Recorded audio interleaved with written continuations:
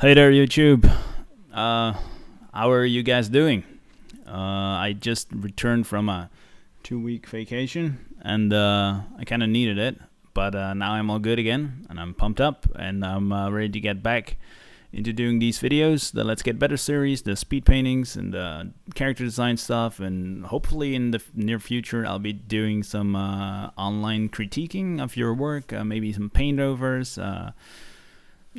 Whatever it is that I can help you with, just let me know and get in contact with me, and I'm sure I can help you out some way. All right.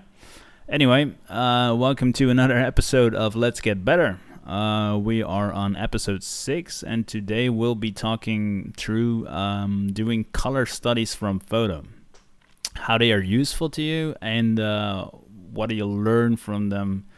Plus, I'll be doing a little demo on how you can approach them in a fairly easy way so you can do them too and be fairly successful at it, like right from the start. All right. So in the background I'll be showing you some pictures right now. It's like a little slideshow of some of the color studies that I've done over the years. All right. So because color studies have been like a fairly large part of my training when I was starting out as an artist, I saw other people doing them and I was like, that's probably really useful because these people are awesome and I suck. So I tried it too, and of course with mixed results, some being really good, or well, not really good, but like being fairly towards the picture that I was trying to paint, and some were just disasters, which is all part of the training because you can't learn anything if you don't fail, right? It's like this quote that keeps coming back over and over again.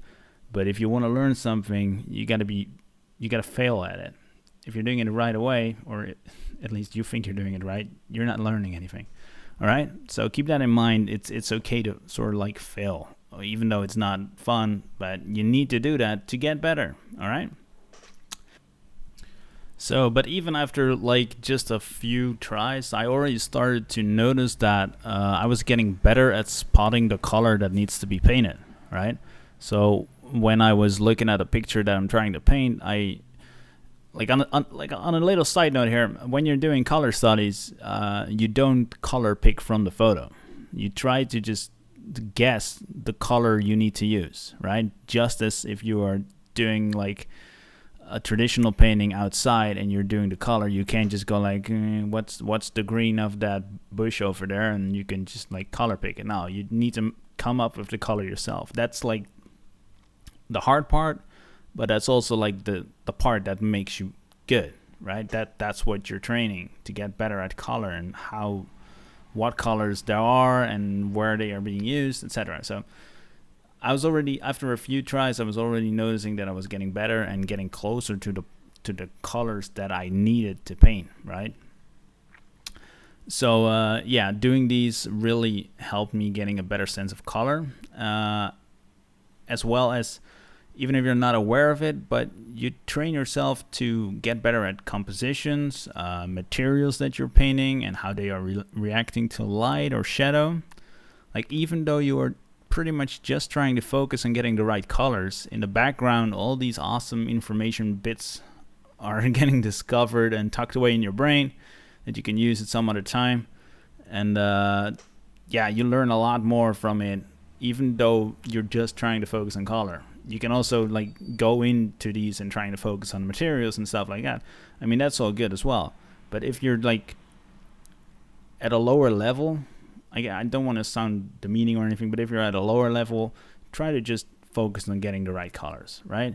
That's like where you start. And as soon as you get better, you can challenge yourself more to get more from these kind of studies. All right.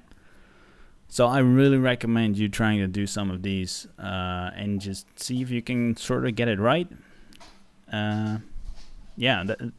Really good practice. Okay, so now I'm going to be showing you the demo that I did this morning.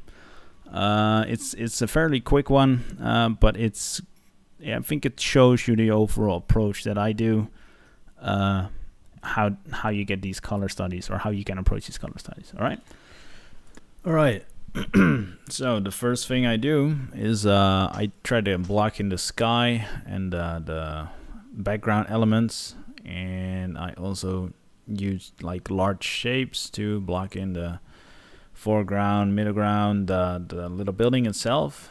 And I always try to sort of use a color that is like mostly there. So a large sort of dark green, sort of like a grayish, yellowish, brownish thing for the building. Sort of like blue gray for the background, and of course a little bit lighter green for the foreground. And I try to build things up from big to small. Even though it may not seem like it, I'm actually looking more over to the little right image at the top to see if I'm doing it right value-wise, because I'm not so much trying to replicate the picture on the right in sense of that it is exactly the same building with exactly the same vegetation and exactly the same cobblestone wall, stuff like that. I'm not trying to do that. The only thing I'm after is trying to get the right colors and the right values. That is like what my focus is on. So I know already that the perspective of the building is wrong. If I wanted to do this really properly, I should have probably just sketched it out, paid a really good attention to what goes where, made a piece of line art, and then block it in and do that. But I've painted this in a little over 30 minutes.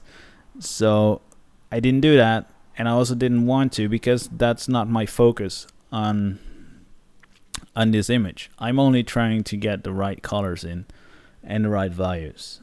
So what happened in the background now is well, I'm pretty much just doing the same thing. I have the large shapes, and I'm trying to put more detail and more color variations in them. What you see me doing now, where I'm trying to zoom out and zoom in, is me sort of like taking distance and seeing if I'm doing it right, if I am getting indeed the right colors and values. And then we already have it. That was it. I finished up the image, and here you see the end result. I think I tweaked it a tiny bit with the color balancing layer, and but that was it. That was pretty much it. Just 30 minutes, just trying to focus on getting the right values, getting the right colors, and that is how I do my color studies. So I hope you enjoyed this video. Hopefully I'll see you again next week. And up till then, work hard, and thanks for watching. Bye.